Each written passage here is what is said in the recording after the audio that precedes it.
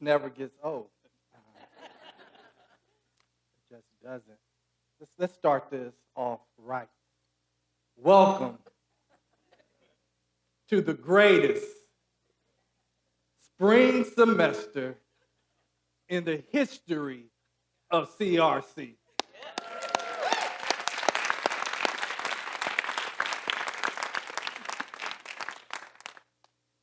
I'm 5 years into this thing. 5 years as a college president is beginning to be like dog years. So really, this is my 5th year, but I'm really like 36, 37 years into my service as president of this prestigious institution.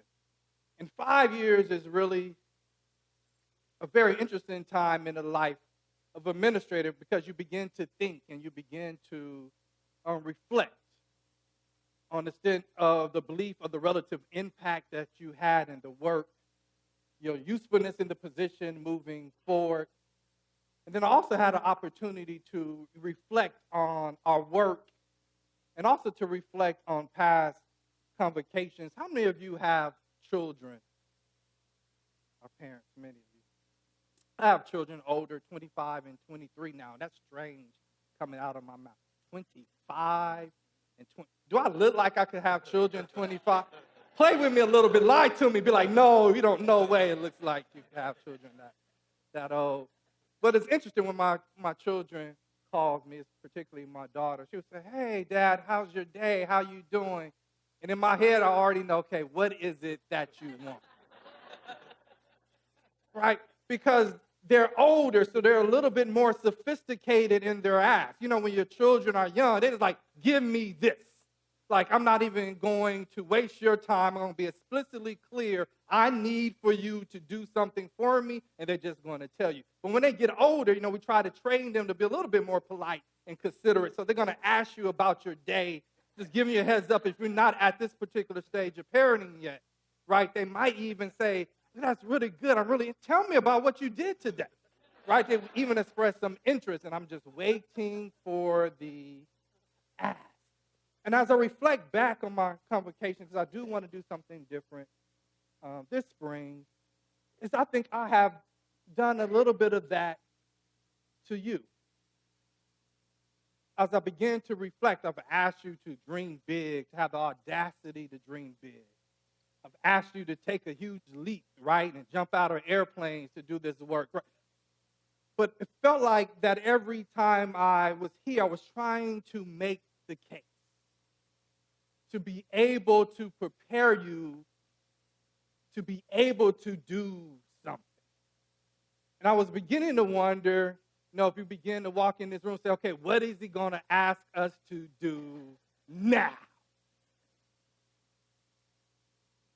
So I want to take a different approach. But first I want to establish that I had good reason to do this. Right? I'm not just a bad person, right?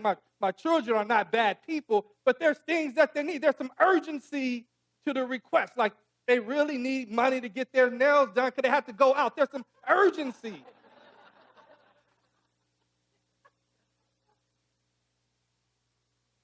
So there were some real reasons why I had to come at you the way that I did. And hopefully I was a little sophisticated in the way that I presented it. And the reality is that we had some urgent things, issues that we had to address institutionally. Right? We had some historical, trying to find a better word than failures, but let's be real. We had pervasive and persistent gaps in achievement. We had students who were not graduating, and when they graduated, it took them 4, 5, 6, 7 years to be able to do that. We had students who needed services, and we were not responsive to their particular needs. So we had some work that we needed to do. And so within the last 5 years, in my reflection is that we have operated at an unprecedented clip in the amount of work that we have done. And you might be able to find your work. If any of these hit or touched you, just wink at me, wave your hand. If you've been touched or affected by any of this the work that is on here. Most of you, in fact, I will argue that all of you have. You have been doing for the past 5 years, and even before that, a tremendous amount of work. And it has come at us at a rapid pace.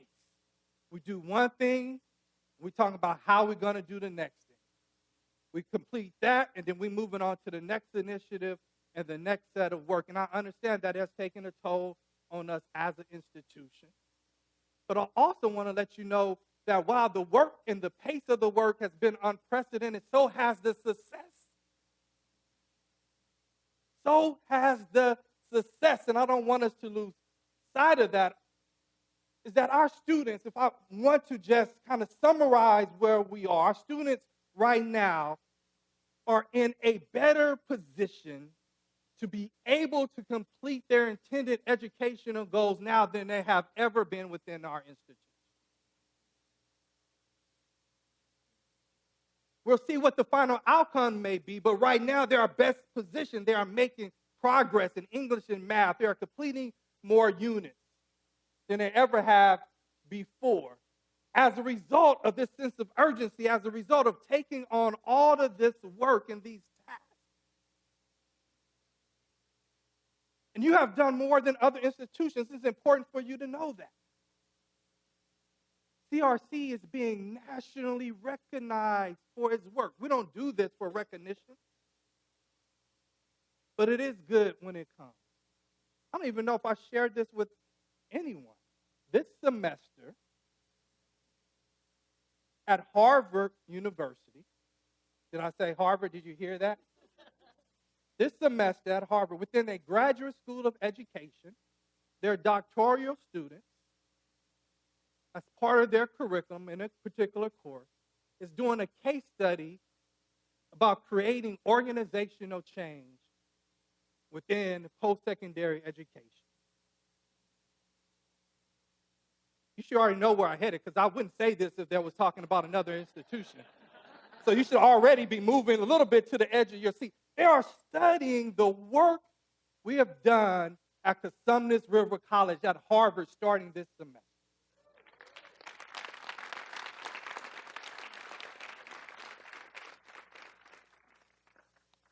Some of you don't look impressed. I'm impressed. People who can't even pronounce our name of our college is talking about our institution.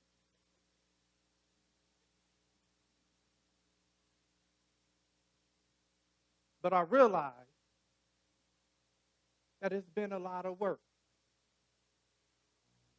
You know, even though I said I was going to do something different, you couldn't leave here without the convocation, confession.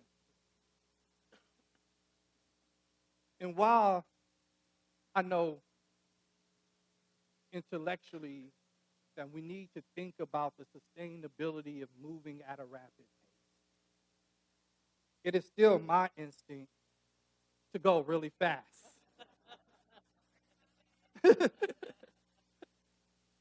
Y'all don't know Ricky Bobby? I'm sure it's streaming somewhere. Look it up.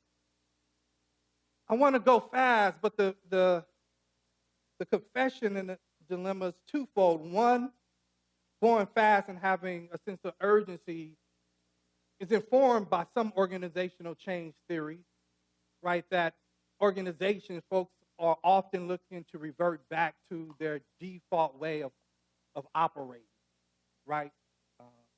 A place of comfort, a place of familiarity. And so if you can move the organization far enough along down the road of change, then the further they get from a place of comfort, then they don't have a reference point anymore to revert back to, that all of their actions and their work would be doing the new thing and not the old thing. So that's part of it. But the other part of it is out of sheer paranoia on my part, that I need to get better. I need to learn to be more trusting of the organization.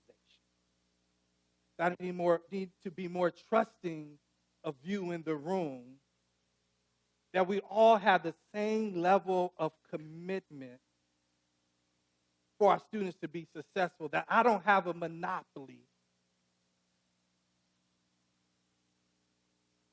right? That I'm not the sole purveyor of kind of this righteous indignation about not accepting student failure. That I have to understand and know that that is a shared commitment and belief by everyone in the room today and those of us who are not in the room.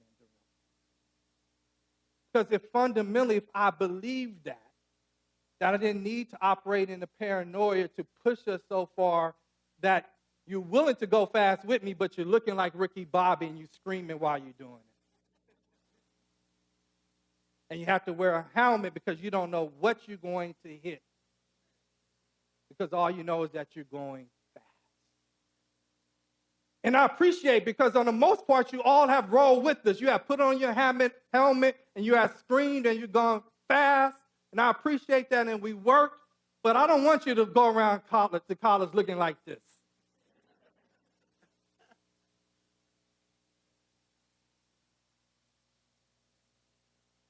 So I'm going to be more trusting. I'm not going to operate out of that paranoia because I know we have that shared commitment.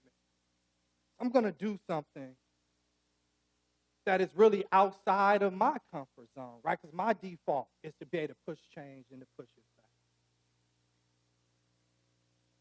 I want us to all do this for a second. Let's take a collective breath.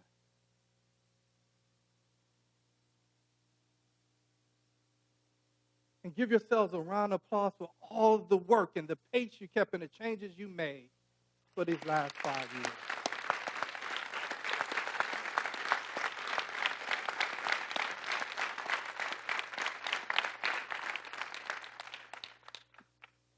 Now, I want to clarify some things real quick. We're not going to stop working. Right? There's things that still have to be done, right? We've made great progress, but there's significant amount of work to do. I want to use this opportunity right now at Convocation to come to you without an agenda. Without trying to get you to do something else. And for us is just to pause for a second, to take some of this,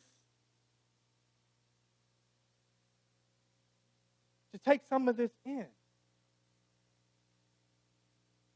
And when I pause, or when I begin to hit upon this in my preparation, I think there was also something that I have not done a really good job at doing within the context of our work. And this is simply the point of what I want to get to for the few minutes that I have with you today. It's summed up in that word there. But I simply want to express my gratitude. Because you really, when you think about it, you really don't have to do half the stuff that you do. But you do it because you want to. You do it because you love what it is that you do. What's the faculty member I was talking to yesterday in the LI training? Is he here? We're talking about love for what you do. Because you love what it is that you do. And I just want to say, thank you. And that I see you. Oh, there you go. Yes. It's a conversation. In case you didn't know what gratitude meant, I thought I'd just throw up what pops up when you Google the word gratitude. This is not Webster. I don't know. What is that definition thing when you put it? I guess it's Google Dictionary and put up the word.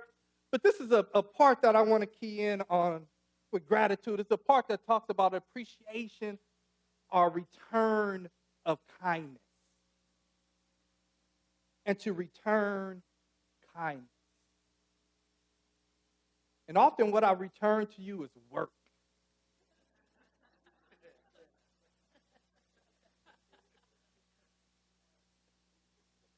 So remember, it's necessary, right? I'm not a bad person. And we're going to continue to work. But you have been so incredibly kind to me. So incredibly kind to me. And you've been so incredibly kind to your students and to your colleagues. And I want to be able, and my gratitude is to be able to reciprocate the kindness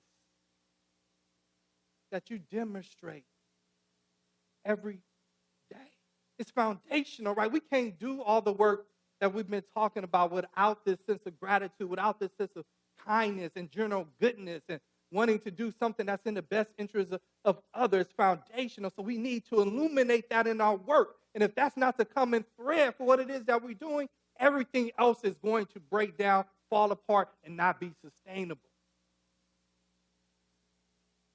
It is indeed the fuel that is going to provide the engine to make this the prominent, preeminent institution that we are transforming to be. And just because we are in an academic institution, I want to let you know that there is a lot of research on this thing called gratitude within institutions. There is actually a center, a research center at Cal Berkeley on the study of gratitude and the effects that it has within us as individuals and as organizations. So when I think about this being the common thread that is going to propel our work, I think about that first outline or the first results or the first outcomes when we look at gratitude. It says something like a stronger immune system. And when I apply that to organizations, it's really we need to have a strong immune system. Right? That there's different infections, there's different things that tries to come in and to disturb the work. There's just oftentimes some external forces that is applied to institutions that we have to respond to. But to the extent that we appreciate and acknowledge and show gratitude for each other, strengthens us as an organization to make sure that we are able to do the work that we need for our students. So I am grateful. I'm grateful to have a wife that comes to convocation and support my work. I'm grateful for that. I am grateful to be able to wake up every morning knowing that I'm going to a job that I love, where I know that I'm going to have an impact that is literally going to change the trajectory of someone's life. Like a decision that you make. Being courageous in a particular act. Or going out and greeting a student. Any one of those particular actions on any given day can make the difference of whether that student passes that course that they need to graduate, to be able to get the job, to be able to take care of their family.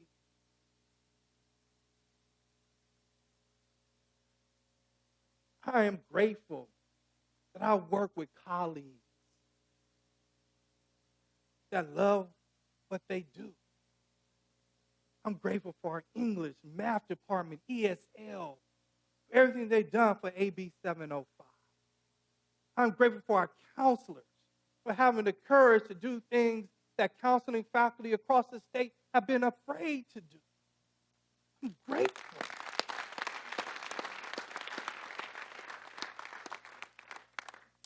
I'm grateful for the faculty that gathered to plan their program maps to make sure students had a 2-year pathway to be able to complete in a timely fashion.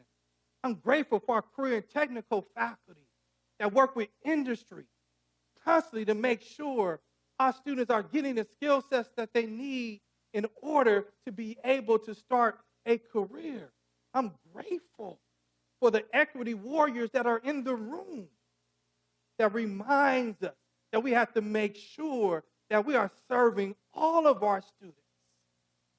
I'm grateful to work with faculty leaders like Jason Newman, that we could sit across the table and disagree. Often. It's actually not that. I did that for jokes. It's really not that. It's really not that often. But knowing in the end we're on the same page to make sure that we are both vested in what's in the best interest of our institution. So I want to take a couple minutes. I have two folks with mics. I have two folks. I have Rachel and Liz with microphones. I'm going to take 1 or 2 minutes, if you're so compelled, to be able to share what it is that you're grateful for as it relates to our college and our institution. As we begin to set a new tone institutionally, start recognizing and seeing each other. This is going to be our first brave person. Yes.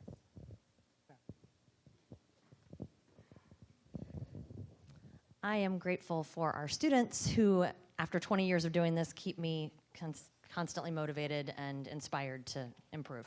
Yeah, absolutely.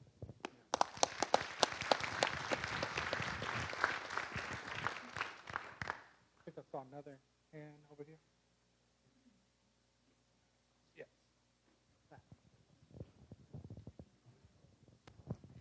I'm grateful to all the faculty and staff who have gotten together to address our students in a holistic way, and especially the food pantry.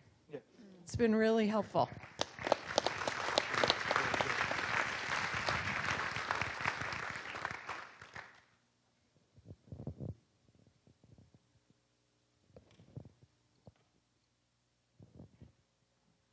Hi, everybody. I'm new, so I'm grateful for my whole department, everybody in the department for helping me out.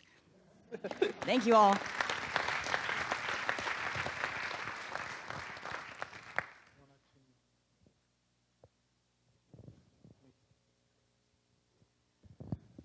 I'm grateful for the Elk Grove Center. There's a common area that faculty can get a chance to get to know each other across disciplines. So I'm really grateful for that space to build community.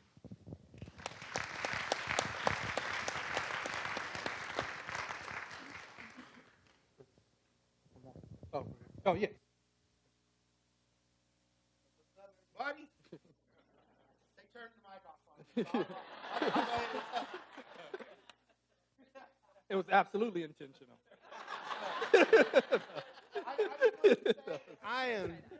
I am thankful for having the opportunity to do what I love to do.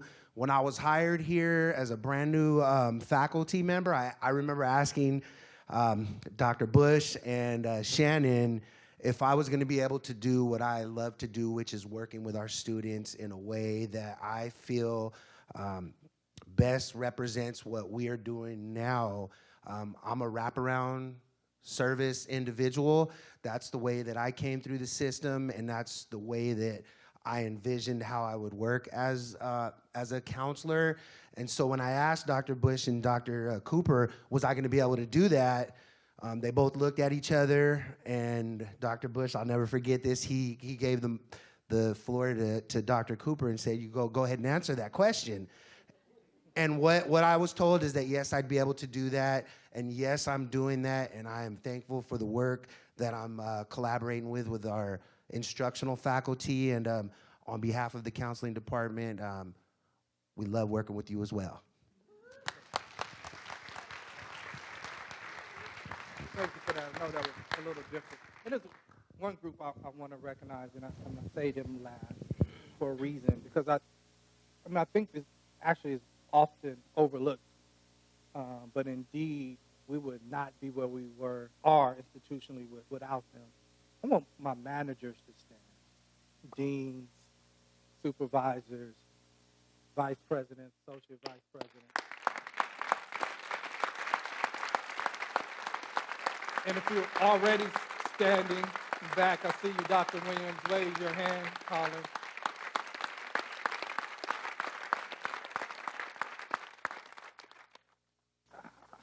Man, it has to be, I'm trying to articulate in a way that sounds like I'm educated.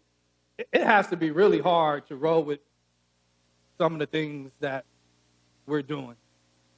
But your level of support, your professionalism, your dedication, and most importantly, and I think it's important for everyone to hear this, your expertise and skill set to be able to work with our faculty and be responsive and provide the resources to our staff to be able to have visionary type of work. I cannot thank you enough for everything that you have done and that you are doing on behalf of our institution. Y'all, they work 60, 70, 80 hours a week. And so I thank them and I appreciate you for all your work, and I see you and I applaud you for your effort.